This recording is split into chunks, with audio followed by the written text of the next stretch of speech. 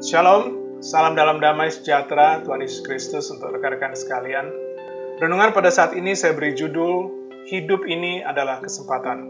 Firman Tuhan diambil dari Kolose 4 ayat 5b, pergunakanlah waktu yang ada.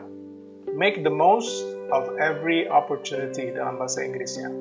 Saya membagi renungan ini dalam beberapa bagian. Hidup ini adalah kesempatan untuk yang pertama, menerima penebus. Tanpa Yesus kita hanya berada, tetapi kita tidak hidup. Yohanes 11 ayat 25 dan 26 jawab Yesus, Akulah kebangkitan dan hidup, barang siapa percaya kepadaku, ia akan hidup walaupun ia sudah mati. Dan setiap orang yang hidup dan yang percaya kepadaku tidak akan mati selama-lamanya. Percayakah engkau akan hal ini? Dalam Kristus kita lahir 2 kali, tapi mati 1 kali. Tanpa Kristus, kita lahir 1 kali dan mati 2 kali. Tolong direnungkan. Tidak ada lagi kesempatan untuk menerima Dia setelah kita meninggal. Kemudian nomor 2, hidup ini adalah kesempatan untuk melakukan pelayanan. Ada beberapa hal. Kita melakukan pelayanan dengan keluarga. Yosua 24 ayat 15 mengatakan, tetapi jika kamu anggap tidak baik untuk beribadah kepada Tuhan, pilihlah pada hari ini kepada siapa kamu akan beribadah.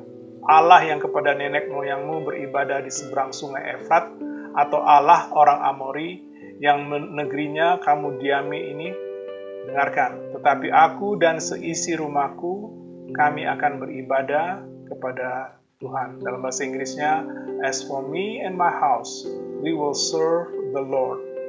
1 Timotius 3 ayat 4 dan 5 juga mengatakan, seorang kepala keluarga yang baik disegani dan dihormati oleh anak-anaknya. Jikalau seorang tidak tahu mengepalai keluarganya sendiri, bagaimanakah ia dapat mengurus jemaat Allah?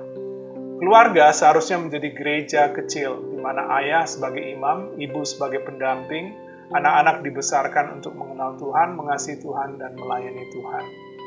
Dalam keluarga ada waktu berdoa bersama, ada waktu bernyanyi bersama, dan ada waktu bersekutu bersama. Iblis saat ini sedang gencar-gencarnya menghancurkan keluarga. Iblis juga sedang menghancurkannya dengan menggantikan definisi keluarga. Kemudian yang kedua, kita juga melayani dalam kumpulan, yaitu gereja atau persekutuan, dalam church atau para church.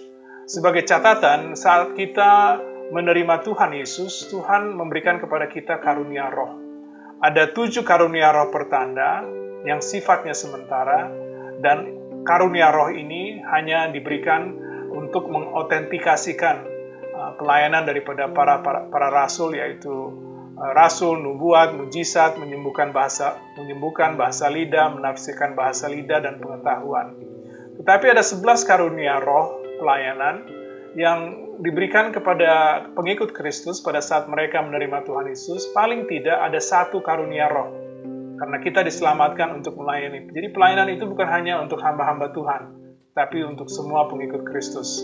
Karunia roh ini adalah hikmat, membedakan roh-roh, membagi-bagikan sesuatu, menasehati, melayani, menunjukkan kemurahan, memberi pimpinan, iman, mengajar, penginjilan, gembala, dan pengajar. Kemudian bagian yang ketiga dari bagian ini, yaitu hidup ini adalah kesempatan untuk melakukan pelayanan, tidak hanya dengan keluarga, tidak hanya dalam kumpulan, tetapi juga demi kerajaan. Kita selalu berdoa, kiranya kerajaanmu semakin diperlebar. Pertanyaan, apakah kita aktif terlibat dalam pelayanan ini, yaitu penginjilan? Di dalam pelayanan misi atau penginjilan diperlukan 3 hal. Yang pertama adalah diri, menyediakan diri untuk mengambil bagian. Matius 9, 35-38, demikianlah Yesus berkeliling ke semua kota dan desa, ia mengajar dalam rumah-rumah ibadat dan memberitakan Injil Kerajaan Sorga, serta melenyapkan segala penyakit dan kelemahan. Melihat orang banyak itu, tergeraklah hati Yesus oleh belas kasihan kepada mereka, karena mereka lelah dan terlantar seperti domba yang tidak bergembala. Maka katanya kepada murid-muridnya, tuaian memang banyak, tetapi pekerja sedikit. Kemudian bagian yang kedua, yang penting dalam pelayanan misi atau penginjilan adalah doa. Matius 9 ayat 38, karena itu mintalah kepada Tuhan yang mempunyai tuaian supaya ia mengirimkan pekerja-pekerja untuk tuaian itu. Kemudian yang ketiga, diperlukan dana. Lukas 8 ayat 1 sampai dengan 3, tidak lama setelah itu Yesus berjalan berkeliling dari kota ke kota dan dari desa ke desa memberitakan Injil Kerajaan Allah. Ke-12 muridnya bersama-sama dengan dia, dan juga beberapa orang perempuan telah disembuhkan dari roh-roh jahat atau berbagai penyakit, yaitu Maria yang disebut Magdalena, yang telah dibebaskan dari 7 roh jahat, Yohana istri Kuza, bendahara Herodes, Susana, dan banyak perempuan lain. Dengarkan, perempuan-perempuan ini melayani rombongan itu dengan kekayaan mereka. Kemudian yang terakhir, hidup ini adalah kesempatan untuk mengisinya dengan produktif. Johann Sebastian Bach pada suatu saat, seorang komposer lagu yang terkenal, dia dalam masa hidupnya mengarang sekitar 1000 lagu, ditanya oleh seorang untuk menginterview dia, dan pertanyaannya seperti ini, apa yang menjadi motivasi engkau mengarang begitu banyak lagu? Dan jawaban Johann Sebastian Bach adalah for the glory of God and for the good of men. Artinya, apa yang dia gubah adalah hanya untuk kemuliaan bagi nama Tuhan dan juga untuk menjadi berkat bagi banyak orang. Kiranya hidup kita yang singkat adalah kesempatan bagi kita untuk dipakai demi kemuliaan nama Tuhan dan juga boleh menjadi berkat bagi banyak orang. Tuhan Yesus memberkati pemberitaan dan penerapan firman-Nya. Haleluya. Amin.